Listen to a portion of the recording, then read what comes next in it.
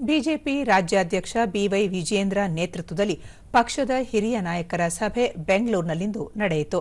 ಸಭೆಯಲ್ಲಿ ಕೇಂದ್ರ ಸಚಿವ ವಿ ಸೋಮಣ್ಣ, ಮಾಜಿ ಮುಖ್ಯಮಂತ್ರಿಗಳಾದ ಬಿಎಸ್ ಯಡಿಯೂರಪ್ಪ, ಜಗದೀಶ್ ಶೆಟ್ಟರ್, ಬಸವರಾಜ ಬೊಮ್ಮಾಯಿ, ಪ್ರಮುಖರಾದ ಪ್ರಭಾಕರ್ ಕೋರೆ, ವಿಜಯ್ ಸಂಕೇಶ್ವರ್ ಸೇರಿದಂತೆ ವೀರಶೈವ ಲಿಂಗಾಯತ ಸಮುದಾಯದ ಹಲವು ಮುಖಂಡರು ಉಪಸ್ಥಿತರಿದ್ದರು.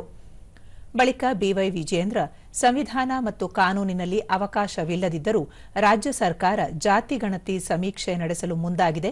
ಸಮೀಕ್ಷೆ ನೆಪದಲ್ಲಿ ಜಾತಿ ಗಣತಿ ಮಾಡಲು ಮುಖ್ಯಮಂತ್ರಿ ಸಿದ್ದರಾಮಯ್ಯ ನೇತೃತ್ವದ ಸರ್ಕಾರ ಹೊರಟಿರುವುದು ಷಡ್ಯಂತ್ರದಿಂದ ಕೂಡಿದೆ ಎಂದು ಹೇಳಿದರು. ಜಾತಿಪಟ್ಟಿ ಕಾಲಂಗಳಲ್ಲಿ ಹಿಂದೂ, ಇಸ್ಲಾಂ, ಕ್ರಿಶ್ಚಿಯನ್, ಜೈನ, ಬೌದ್ಧ, ಪಾರ್ಸಿ, ನಾಸ್ತಿಕರು, ಇತರೆ ವರ್ಗಗಳನ್ನು ಸೃಷ್ಟಿ ಮಾಡಿದ್ದಾರೆ. ಇದು ಕೂಡ ಕಾನೂನು ಬಾಹಿರ. ರಾಜ್ಯದಲ್ಲಿ ಜಾತಿ ಗಣತಿ ಹೆಸರಿನಲ್ಲಿ ವೀರಶೈವ ಸಮುದಾಯವನ್ನು ಒಡೆಯುವ ಷಡ್ಯಂತ್ರ ನಡೆಸಲಾಗಿದೆ ಎಂದು ಹೇಳಿದರು.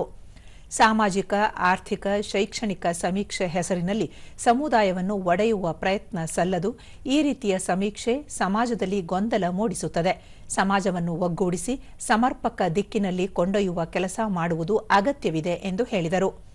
ಇಂದು ನಡೆದ ಪ್ರಮುಖರ ಸಭೆಯಲ್ಲಿ ಸಮುದಾಯದ ಪ್ರಮುಖರ ಜೊತೆ ಚರ್ಚೆ ನಡೆಸುವುದು ಹಾಗೂ ಮಠಾಧೀಶರ, ಗಣ್ಯರ ಜೊತೆ ಚರ್ಚಿಸಿ ಸಮಾಜದ ಒಗ್ಗಟ್ಟು ಕಾಪಾಡಲು ತೀರ್ಮಾನ ಕೈಗೊಳ್ಳಲಾಗಿದೆ.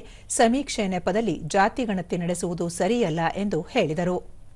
ಸಮಾಜದ ಹಿತದೃಷ್ಟಿಯಿಂದ ಮತ್ತು ರಾಜ್ಯದ ಹಿತದೃಷ್ಟಿಯಿಂದ ನಾವು ಮುಂದೆ ಸಾಗಬೇಕು.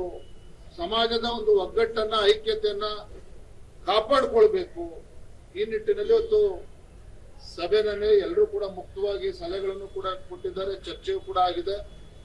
ಆ ನಿಟ್ಟಿನಲ್ಲಿ ಈ ಚರ್ಚೆಯನ್ನ ಮುಂದೆ ತೆಗೆದುಕೊಂಡು ಹೋಗ್ಬೇಕು. ಸಮಾಜದ ಬೇರೆ ಗಣ್ಯರ ಜೊತೆ ಕೂಡ ಚರ್ಚೆ ಮಾಡಿ ಮುಂದೆ ಹೋಗ್ಬೇಕು. ಸಮಾಜವನ್ನು ಒಗ್ಗೂಡಿಸಬೇಕು ಅನ್ನೋ ನಿಟ್ಟಿನಲ್ಲಿ ಇವತ್ತು ಚರ್ಚೆಗಳು ಆಗಿದೆ.